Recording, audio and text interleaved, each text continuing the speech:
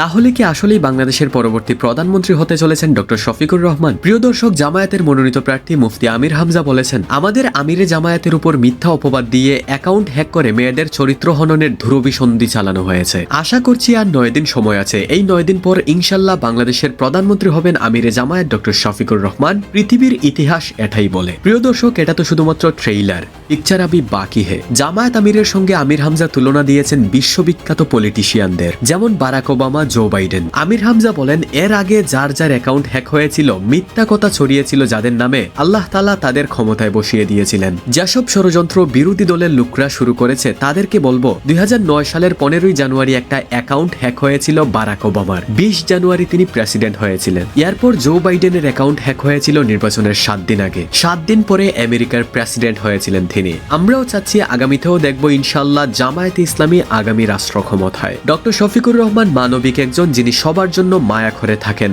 তার কাছে দল মত কোনো বিভেদ নেই, বর্ণ ধর্ম তার কাছে নেই, সবাই সমান। এরকম একটা মানুষ ক্ষমতায় আসলে সবাই শান্তিতে থাকতে পারবে। তো প্রিয় দর্শক, what do you think about it? আপনিও কি মুফতি আমির হামজার মতোই মনে করেন যে বাংলাদেশের নেক্সট প্রাইম মিনিস্টার হবেন ডক্টর শফিকুর রহমান? আপনার মতামত অবশ্যই কমেন্টে জানাবেন।